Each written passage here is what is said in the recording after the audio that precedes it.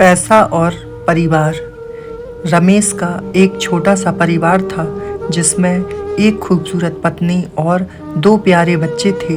उसकी पत्नी और बच्चे हर हाल में खुश थे, लेकिन रमेश उन्हें ज़िंदगी के सारे ऐश और आराम देना चाहता था और इसके लिए वह प्रतिदिन 16 घंटे से भी अधिक काम किया करता था।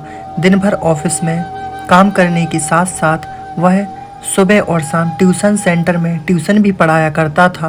वह सुबह सुबह घर से निकल जाता और आधी रात के बाद घर लौटता था।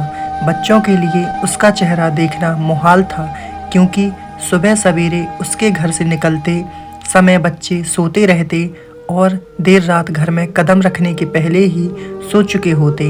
हाँ, रविवार को जरूर वह घर पर होता, लेकिन उस दिन भी वह किसी न किसी काम में व्यस्त रहता और उसका समय परिवार के साथ ना बीतकर काम करते हुए बीतता।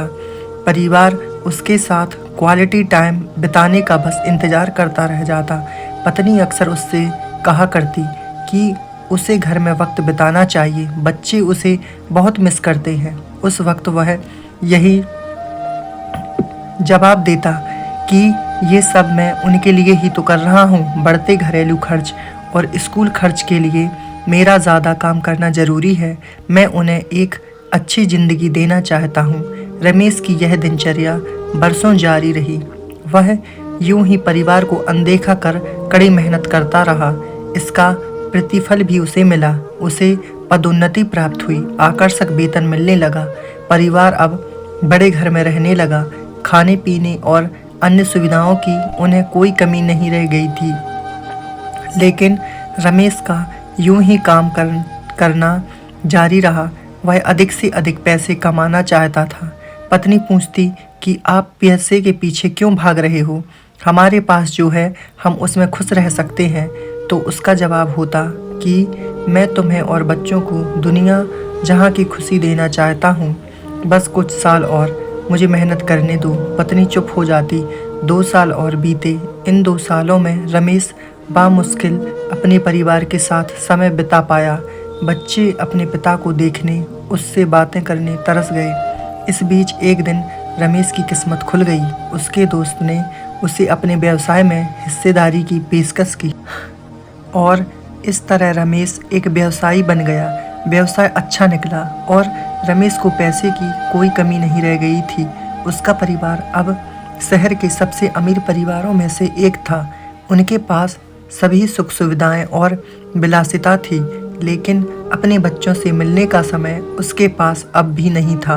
अब तो वह बामुश्किल घर पर रह जाता। उसका अधिकांश समय घर से दूर बिजनेस टूर पर बीतता। साल गुजरने के साथ उसके बच्चे बड़े हो गए। अब वे किशोर अवस्था में पहुंच गए थे। रमेश ने भी इन सालों में इतना पैसा कमा लिया था कि उसकी अगली 5 पीढ़ियां शानदार जीवन जी सकती थीं।